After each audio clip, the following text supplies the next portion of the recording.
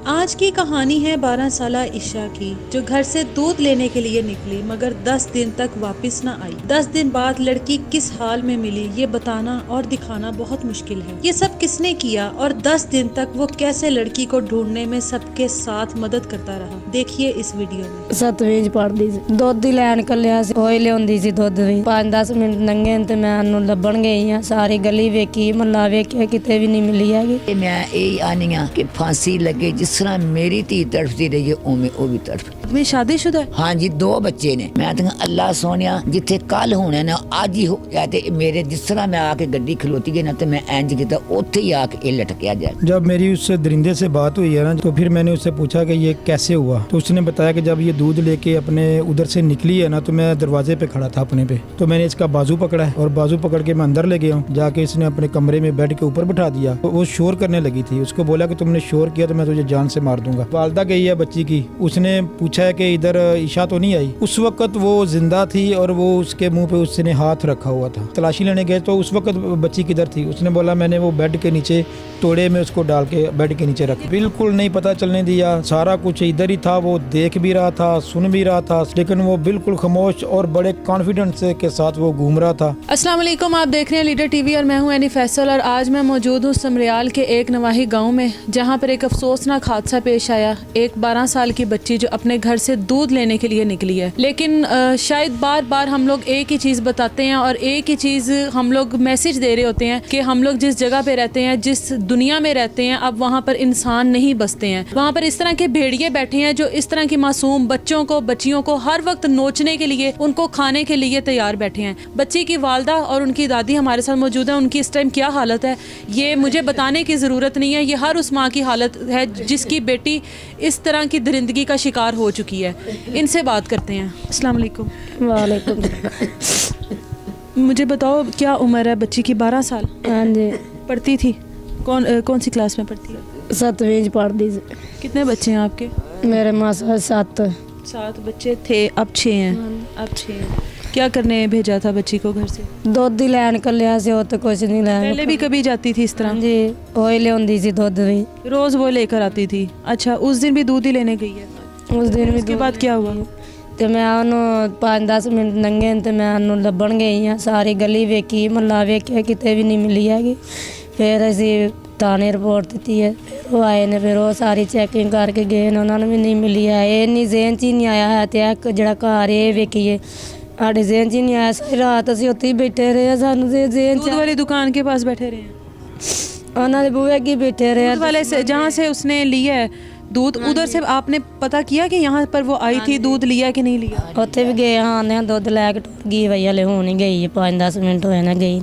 रोज जब दूध लेने जाती थी कितनी देर बाद वापस आ जाती थी? ਫਟਾਫਟ ਹੀ ਆ ਜਾਂਦੀ ਸੀ ਲੈ ਕੇ। ਉਸ ਦਿਨ ਆਈ ਕੋਈ ਨਹੀਂ ਹੈਗੀ ਏਡੀ ਛੇਤੀ। मेरी धी घर ही नहीं पड़ी। कितने दिन उसको तलाश करती रही? 10 दिन तलाश करते रहे कि 10 दिन पुलिस भी तलाश करती रही, आप भी नहीं पता? भी कोई नहीं पता चला। फिर हार के फिर ਉਹ ਤੋਂ ਮਿਲੀ ਹੈ। ਫਿਰ ਮੈਂ ਦਿਆਂ ਨਾ ਉਧਰ ਜਾਓ, ਉਧਰ ਜਾਓ, ਉਧਰ ਉਹ ਜਾਂਦੇ ਨਹੀਂ ਸਨ ਹੈਗੇ। ਇੱਥੋਂ ਹੀ ਪੱਤ ਕੇ ਬੋਲਦੇ ਹਨ, ਇੱਥੋਂ ਹੀ ਪੱਤ ਕੇ ਬੋਲਦੇ आप ਹਨ। कहती थी वहाँ पर जो? मैं कहती थी वहाँ जाओ, वहाँ मुझे बड़ी दिसती है भाई, उत्थे बड़ी दिसती है ते जांदे ही नहीं। से वो मिली है वहाँ पर आपको लगता था होगी? ਮੈਨੂੰ ਲੱਗਦਾ ਸੀ ਰੋਜ਼ ਹੀ ਮੈਂ ਉਸ ਪਾਸੇ ਜਾਓ, ਉਸ ਪਾਸੇ ਜਾਓ, ਉਧਰ ਜਾਂਦੇ ਹੀ ਨਹੀਂ ਸਨ। ਇੱਥੋਂ ਹੀ ਮੈਂ ਘੜੀ ਬੋਲਦੇ ਆ, ਇੱਥੋਂ ਹੀ ਘੜੀ ਬੋਲਦੇ ਆ, ਉਧਰ ਤੇ ਜਾਂਦੇ ਹੀ ਨਹੀਂ ਸਨ ਹੈ ਕੋਈ ਵੀ। ਤੇ ਜਦੋਂ ਫਿਰ ਗਏ ਉੱਥੋਂ ਮਿਲੀ ਹੈ, ਫਿਰ ਉਧਰ ਗਏ ਨੇ, ਉਦੋਂ ਪਹਿਲਾਂ ਗਏ ਹੀ नहीं है। किसने आपको इतला दी कि आपकी बेटी मिली है वहाँ से?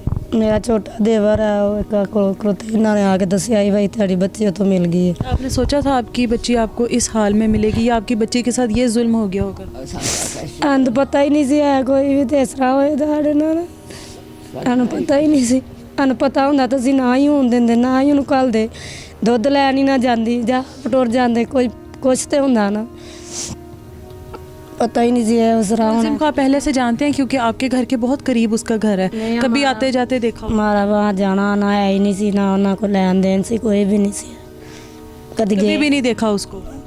मैं तो कभी भाई बाहर गई नहीं ना, तो बच्चे ही आते जाते ਜਾਂ मैं ही आती जाती बाहर, मैं तो कभी देखे ही नहीं। माँ जी, आपने कभी देखा था उस मुलजिम को कभी, क्योंकि महल्लेदार था? 3 दिन 2 दिन आउंदा रहा। अच्छा, अच्छा वो आता रहा है। अच्छा ਆ ਦਿਨ ਘਰ ਮੈਂ ਫਟਾਫਟ ਬੂਆ ਖੋਲ ਕੇ ਖਲੋ ਜਾਂਦੀ ਰਹੀ ਹਾਂ ਤੇ ਉਹ ਨਾ ਮੈਂ ਨਹੀਂ ਆ ਕਿ ਭਾਈ ਦੁੱਧ ਦੇਣਾ ਤੇ ਅੰਦਰ ਤੱਕ ਪਾਣੀ ਲਾਇਆ ਸੀ ਤਾਂ ਦੁੱਧ ਦੇਣਾ ਹੁੰਦਾ।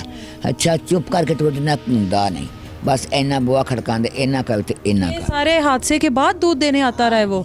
ਜਦੋਂ 7 ਦਿਨ ਹੋ ਗਏ ਨੇ ਨਾ ਤੇ ਉਹ ਦੁੱਧ ਦੇਣ ਆਉਂਦਾ ਸੀ। ਤਰੇ ਜਿਸ ਦਿਨ ਫੜਿਆ ਗਿਆ ਨਾ ਉਦੋਂ ਨਹੀਂ ਆਇਆ, ਉਦੋਂ ਤਾਂ ਫੜ ਕਤਾ ਹੈ ਉਦੋਂ ਨਹੀਂ ਆ।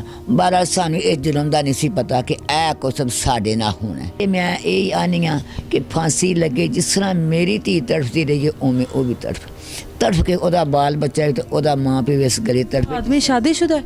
हाँ जी 2 बच्चे ने बेगम ਤੁਹਾਡੇ ਖੈਰੀ ਮੇਰੀ ਜਵਾਨ ਹੈ ਤੁਹਾਡੇ बीवी और बच्चे किधर थे जब उसने ये सब कुछ? के घर गया सन नानके वाल गया सन बस के घर में कोई नहीं था उस वक्त?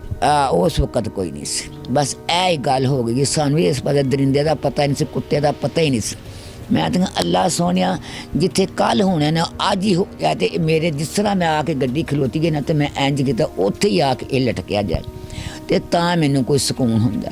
ਉਸ ਤਰ੍ਹਾਂ ਮੈਨੂੰ ਸਕੂਨ ਨਹੀਂ ਆਸਾ। ਮੈਂ ਤਾਂ ਹਰ ਟਾਈਮ ਐਸੇ ਤਰ੍ਹਾਂ ਜਾਨ ਵੇਖ ਲਓ ਜਿੰਨੀ ਕੋ ਹੈ ਤੇ ਰੋਂਦਿਆਂ ਤੇ ਭੱਜਦਿਆਂ ਤੇ ਨੱਸਦਿਆਂ ਕਿੱਥੇ ਜਾਂਦੇ ਰਾਂ ਕਿੱਥੇ ਮੇਰੇ ਤੇ ਪਿੰਡ ਚ ਮੇਰੇ ਪਿੰਡ ਬੜਾ ਭੱਜਿਆ ਪਰ ਜਿਹੜੀ ਪੁਲਿਸ ਉਹਨਾਂ ਕੋਲ ਕੱਖ ਨਹੀਂ ਮਿਲਿਆ। ਉਹਨਾਂ ਐੜਾ ਗੋਠੇ ਨਾ ਇਹ ਉਹਨਾਂ ਇੱਕ ਵਾਰੀ ਖੋਰ ਫੋਲੀ ਤੇ ਨਾਲ ਅੰਦਰ ਭਈ ਇਹ ਤੇ ਆਪਣੇ ਹੀ ਘਰ ਦੇ ਉਹਨਾਂ ਪੜੋਲਿਆਂ ਤੀਕਰ ਪੇਟੀਆਂ ਤੀਕਰ ਸਭ ਲੋਕਾਂ ਦੇ ਫੇਰ ਫੋਲੇ ਨੇ ਸਾਡੇ ਆਪਣੇ ਫੋਲੇ ਨੇ ਗੋਹਿਆਂ ਤੱਕ ਆ ਵਿਹੜਾ ਮੇਰਾ ਗੋੜ ਗਿਆ ਨੇ ਹੈ ਕਿ ਇੱਥੇ ਰੇਤ ਪਈ ਗਈ ਤੇ ਇੱਥੇ ਹੋਣੀ ਤੇ ਵੇਖੋ ਇਹਦਾ ਤਾਂ ਮਾਂ ਪਿਓ ਕੋਈ ਵੀ ਨਹੀਂ ਨਾ ਹੈ ਕਿ ਜਿਹੜਾ ਬਈ ਮਾਰ ਕੇ ਧੀ ਇੱਥੇ ਸਭ ਛੱਡ ਦੇ। ਇਹ ਤਾਂ ਸੋਚੋ ਪਹਿਲਾਂ ਉਹ ਤੇ ਸਾਨੂੰ ਪਤਾ ਨਾ ਜਿਸ ਤਰ੍ਹਾਂ ਮੇਰੀ ਧੀ ਤੜਫਦੀ ਹੋਵੇ ਦੀ ਤੇ जिस तरह माँ ते प्यो ते दादी दादा पे तड़फते ने वो तो सानू पता है। मुलजिम का पहले कोई रिकॉर्ड है इस तरह की कोई बात इसकी कभी सामने आई हो? ਪਹਿਲਾਂ ਤਾਂ ਨਹੀਂ ਸੁਣੀ ਹੁਣ ਲੋਕੀ ਕਹਿੰਦੇ ਨੇ ਪਿਆ ਤੇ ਅਸੀਂ ਪਹਿਲਾਂ ਵੀ सानू नहीं ਪਹਿਲਾਂ इसके बीवी बच्चे आ गए हैं? ਇੱਧਰ ਹੀ ਹੈ। तो उनकी तरफ से आपकी तरफ कोई पैगाम वगैरह आया हो? ਉਹ ਆਏ ਨਹੀਂ ਹੈ ਪਹਿਲੋਂ ਆਉਂਦੇ ਰਹੇ ਜਦੋਂ ਗੁੰਮ ਹੋਈ ਹੈ ਤੇ ਜਦੋਂ ਦਾ ਇਹ ਵਾਕਿਆ ਹੋਇਆ ਪਤਾ ਲੱਗਿਆ ਉਦੋਂ ਦਾ ਨਹੀਂ ਆਇਆ ਹੈ।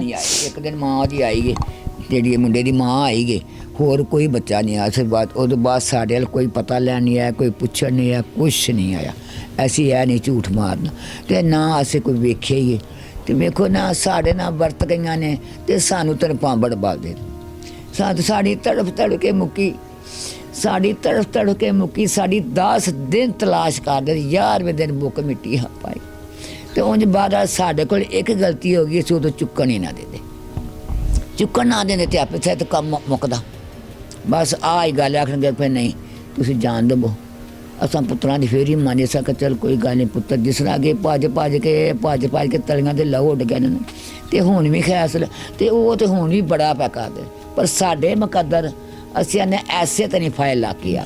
मजीद यहाँ पर लोग हमारे साथ मौजूद हैं, उस आदमी का क्या करैक्टर था उनसे पूछते हैं। इस टाइम मेरे साथ इफ्तिखार अहमद साहब मौजूद हैं जो इस केस के बारे में बहुत अच्छे तरीके से जानते हैं। इनके सामने उस मुलजिम ने अपना बयान कबूल किया, इनके सामने वो बच्ची को बाजियाब करवाया गया है। यकीनन ही हमें बेहतर तरीके से बता सकते हैं कि ये पूरा क्या मामला था। अस्सलाम वालेकुम। जी वालेकुम सलाम। सर मुझे बताएं कि मुलजिम ने जब जुर्म कबूल किया है और जिस तरह से वो लड़की आप लोगों ने बाजियाब करवाई है सारा किस तरह से हुआ और उसने क्या कबूल किया? जब मेरी उस दरिंदे से बात हुई है ना जब वो मान गया कि मैंने ये सारा कुछ ये माजरा मैंने किया है तो फिर मैंने उससे पूछा कि ये कैसे हुआ तो उसने बताया कि जब ये दूध लेके अपने उधर से निकली है ना तो मैं दरवाजे पे खड़ा था अपने पे तो मैंने इसका बाजू पकड़ा है और बाजू पकड़ के मैं अंदर ले गया हूँ। जब मैंने इसका बाजू पकड़ा है ना तो उसने बोला कि इसने मुझे बोला कि भाई मुझे क्या कहना है। भाई ये उसके लफाज थे जो मुझे बता रहा था कि भाई मुझे क्या कहना है। तो फिर ये उसको मुंह पे हाथ रख के अंदर ले गया है जाके इसने अपने कमरे में बेड के ऊपर बिठा दिया और उसको बोला है कि अगर तुमने वो शोर करने लगी थी उसको बोला कि तुमने शोर किया तो मैं तुझे जान से मार दूंगा। ये उसके अल्फाज हैं।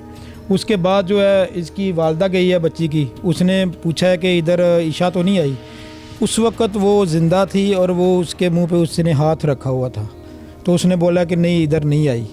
ठीक है। उसके बाद जब 6:50 पर ऐलान हुआ है ना कि ईशा नहीं मिल रही उस वक़्त फिर उसने बोला मैंने इसके मुंह में वो कपड़ा डाला हाथ रखा और जो कुछ सारा उसके 5-10 मिनट फिर उसने बोला इसको मैंने मार दिया था। कितने दिन उसने अपने पास रखा उसी घर में? उसी घर में जब पुलिस के मैं SHO के साथ था हम दोनों 3-4 आदमी उसके घर की तलाशी भी ली हमने लेकिन बदकिस्मती समझे कि उस वक्त मैंने पूछा जब हम आपके तलाशी लेने गए तो उस वक्त बच्ची किधर थी। उसने बोला मैंने वो बेड के नीचे तोड़े में उसको डाल के बेड के नीचे रखा। तो दूसरे दिन रात को इशा से पहले और मगरिब की नमाज के सेंटर में उसको फिर वो तोड़े को बेड की उस चादर थी बेड शीट की उसको लपेट के तो सबके सामने वो ले गया। किसी ने वो कह रहा किसी ने मुझे पूछा ही नहीं कि या क्या लेके जा रहे हो। तो मैंने बोला वो तुम अकेले ही ऐसे कैसे ये इसको इतनी दूर तक तकरीबन 2 किलोमीटर का फासला बनता है। तो फिर उसने बोला जी मैं 2-3 मरतबा मैंने सांस लिया रास्ते में उसको रख के। तो ये सारी स्टोरी है उसकी, यही उसने 10 बताया। दिन तक आप लोग पागलों की तरह उसको ढूंढते रहे लेकिन उसने नहीं पता चलने दिया। बिल्कुल नहीं पता चलने दिया। सारा कुछ इधर ही था, वो देख भी रहा था, सुन भी रहा था, सारा कुछ ये माजरा उसके सामने, लेकिन वो बिल्कुल खामोश और बड़े कॉन्फिडेंस के साथ वो घूम रहा था। आप लोगों के साथ साथ हाँ, किसी को उसने महसूस भी नहीं करवाया।